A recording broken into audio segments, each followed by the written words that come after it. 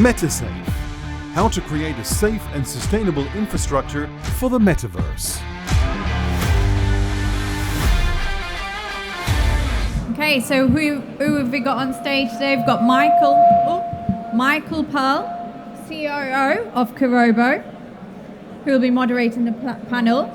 We've got Oliver von Wolff, Managing Director of CO Labs, or is it Co-Labs in Crypto Oasis, Asaf, Naim, CEO at Kirobo, and Ivan Kravitz, CTO at Metaverse. So welcome to the stage, guys. I'll let you get on. Hello. Hello, everyone. Thank you for joining us. So the new buzzword on the street is Metaverse, and it's quite clear that at this point, it's about to transform the way we interact with people, the way we do business, the way our kids play, and many different things. But for the most part, DeFi was the one that paved the way for Metaverse. And it has given us the ability to own our own funds, or in other words, being our own bank. However, the problem with DeFi itself, that it's a very shaky infrastructure with many vulnerabilities, such as the ease of losing your funds. This makes the Metaverse, as a derivative of DeFi, none less vulnerable. So we have with us an esteemed panel of specialists that will dive into this problem and will share how can we make the Metaverse and the Web3 in general more safe and more secure for the future.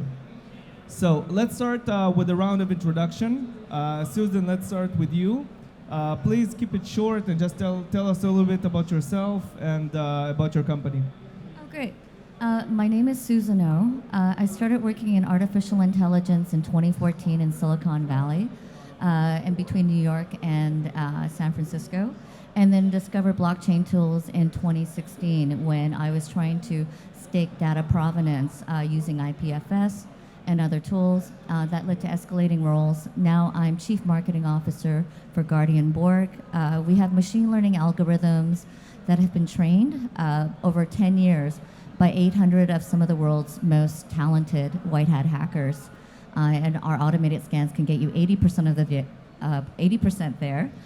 We've gamified the experience so that it gives investors direct access to some of our technical talent in order to participate and initiate bug bounties for critical flaws in architecture and code. Hi, I'm Asaf Naim, the CEO of Kirobo. We build the Web3 safety net. Basically, we help people to not losing the crypto. So, for example, today people can lose access to the assets, people dying, people get hacked, phishing, and even trading risk. We build the entire infrastructure to protect people from losing the assets. Hi, hello, my name is Oliver von Wolff. I'm co-founder of Crypto Oasis and managing director of Crypto Oasis Labs. We have been built up over the last 8 months, the biggest blockchain and ecosystem in GC. I'm original from the old industry, real estate, banking, and a couple of years ago I made the step to the digital world. Been then in our first full regulated asset manager in Germany company. Now I'm, as I said, by Crypto Oasis here in Dubai based. Hello, my name is Ivan. I'm a CTO of Metaverse. You might see this physical cube at the main stage. Who haven't seen, please go inside and experience some of the metaverses we create. I have experience in technology for about 20 years with different topics of interest, and now working on this metaverse of metaverses projects where we could bring the unusual experiences to a lot of people in different fields. Thank you. Okay, so let's start with a question for the entire panel. I'd like to know what kind of dangers do you see right now in the Metaverse? I know it's a very nascent stage, but still, what things do you identify right now as dangers and risks in the Metaverse? Ivan, let's start with you. Sure. I believe that right now the main issue is that we need to make choices and trade-offs when choosing the underlying DeFi platform. So there is like trade-off on how much the platform is centralized or decentralized, what DeFi functions provided in the ecosystem, is it narrow or is like more complex one, what the community behind it, what the teams are behind those tools, which do they have a clear vision for a future, and for if it's like have interoperability, is there liquidity in the ecosystem, what is about security, scalability, and if you project these to decision making for a metaverse projects, that becomes a very complex topic, and that brings all these risks to a metaverse space. And this is like we facing this, so we're trying to overcome this, to tackle this in different ways. I would like to mention two topics. The first one is we switching from a screen 2D environment from internet to a 3D in the metaverse. And I think for a lot of people the metaverse is getting in the future the reality, and I see already by some kids at least a kind of they are addicted to this metaverse. That's number one. Number two, I would say, is to build up a trusted ecosystem for the metaverse. Yeah, what I think would be very important. Maybe we have time to talk about this as well, and that's, I would say, the two main topics. Asaf? I think if I will speak about DeFi before MetaMask for 1 second. So DeFi, if I see all the dangers, is basically to lose access to the DeFi or maybe to lose the entire assets. And I think this is this danger is much more it's much more scary when we are speaking on Metaverse, because DeFi, I can split the asset between many wallets or even centralized exchanges. But Metaverse, this is the only digital identity that I have on the blockchain. So if I lose access to that, it will be catastrophic. And think about like even your child that playing Fortnite.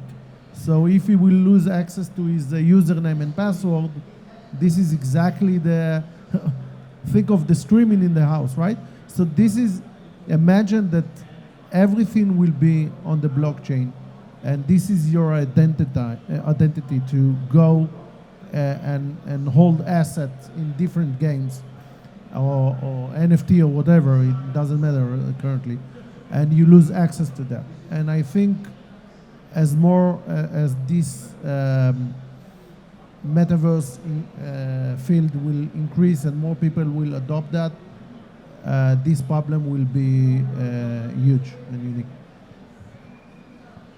Certainly, identity is a part of it, but I don't think that people realize that 90% of hacks are either inside jobs or human error, user failure.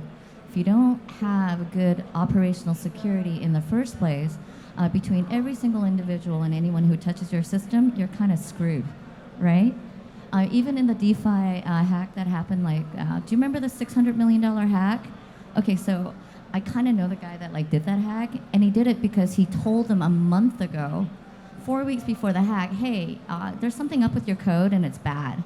And no one fixed it, no one looked into it, so he's like, fine, then I'll take your shit just to make a point. He gave it all back, by the way, and he even refused the prize money, but it was to make a point. This stuff is technically dense, it moves very fast, it changes very rapidly, but the number one human error is always human, whether it's internal or external, and you have to be aware of all those vectors. Great. So let's dive into to questions, to specific questions. And Ivan, I would like to start with you. You know, we see the metaverse now as a buzzword, but we don't really understand how the infrastructure will look like, right? So I wanted to get kind of your point of view about this. Will the big tech dominate the infrastructure? Will we be able to move between the different blockchains? will we have interoperability when it comes to different NFTs, gear, skins, and so on? Yeah, that's interesting question, and it's more not, I believe, technical problem right now, because if we see for different blockchains and ecosystem how they evolve, and there is number of bridges for NFTs between the different blockchains and ecosystems, but they are moving from top to the up, and I think that we need to find some real use case, some of the utility for projects. We have tokenomics, we have the UX, the gaming, the economy inside of it, the user experience. Some of these paths would follow the main purpose or utility for the metaverses. And right now we can see this at a metaverse we use a meta language to decouple and encapsulate this technical infrastructure behind this language interface, and we can focus on the actual experience to provide some unusual stuff to different groups, to different parties, to be able to have the working groups, partners in gaming, in user experience, in science and simulations, in sport, in architecture, design, so we can move from this purpose, and then we can catch up on the technology. We're really short on time, Susan, so I'll be right with you. Asaf, I wanted to ask you, we talked about the vulnerabilities in DeFi and in the metaverse. How can we tackle them? What can we do to tackle those problems to facilitate mass adoption and a safer environment? As you know, we built the Liquid Vault. The Liquid Vault is basically an infrastructure to help with all the problems that we just mentioned. So, for example, if you lose access to your wallet, you will not lose access to your asset or to your digital ID. And again, if someone died, for example, so the family can receive that. And if someone tried to even phish your seed phrase, it will not be able to access your asset. And I think this is the major an aspect. And if I want to address what Ivan said, I think the metaverse, in my opinion, in the next 5 years will be an entire world that everyone can switch between one game to another. For example, if you have skin in Fortnite, you can take this skin to another game. And if you have other assets in another game, you can combine them for other games. This is actually going to bring us truly decentralized and ownership on the asset, and not feel so that we have the ownership. And this is what I think. Susan, you wanted to tap into? Hey, Ivan, because you're the only one that's purely technical on this team, would you say that there is a standardized hyperspatial coding language that makes more possible bridges and tunnels, which is what we're talking about when we're crossing over, right, between different metaverse? I would say there are a number of such attempts right now to do such a language, and we have one of those, and the only way it could evolve is making this open source and involve huge communities from different sides, from different backgrounds, like we're trying to do with working groups, from scientists, from gamers, user experience designers, blockchain technologists, artists, architects, and that's together can produce some unusual experiences which would push this technology to evolve. So right now we have different versions of languages from different vendors, maybe small and big ones, for different aspects, I believe. But in some time that will converge, and maybe the one who would be able to attract a critical mass of audience would win this race. Yeah. So what we like in terms of like Sorry, the Susan. graphical. Oh, sorry. We really have to wrap up, so I just want to have time for one question for the entire panel, and please do it as quickly as you can. Where will the metaverse be in 5 years? So let's start with Susan.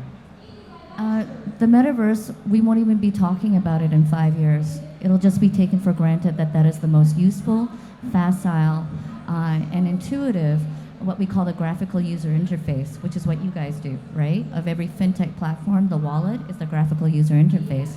So I don't think of the metaverse as an entry or a connection to the real world. I think of it as the completely other surreal experience and a way to connect and experience each other. I tackled that in the last answer, but I will just add that today we log into a lot of websites through Facebook or Google login, and this is exactly what happened if Facebook will block you. So this is what happened on Web3, and this is what will happen in the next 5 years. You can go to Amazon, you can see all the screens and all the resolution that you want, and you can buy product according to that, but you will have ownership on the access. So you can go to Amazon, eBay, Google, whatever you want, and you can log in with your asset without the ability to, without the necessary of depending on third party. I think the DNA of the technology of the metaverse will be completely included in our civil society, yeah? And of course it will be a regulated place as all other ones as well. I would say about one scenario which is very interesting is that we would be able to communicate our visions and concept very clearly and fast. It's like you can imagine that you go to virtual space and in a few seconds you can build reality in virtual space, not only visual but from other senses, and you can communicate your ideas, your visions, to convey it very effectively. Because right now, in order, like, we have some of the ideas behind like a metaverse, but to tell about those, we need to build a physical structure. We need to have a lot of videos. We need to build MVPs to communicate that, and it takes time. And in virtual worlds, it will be like a second. So you can thought about some very abstract things, and it is very different from different people, of course. So that is like one of the very interesting case for virtual worlds. Thank you all so much for this interesting discussion, and thank you for listening.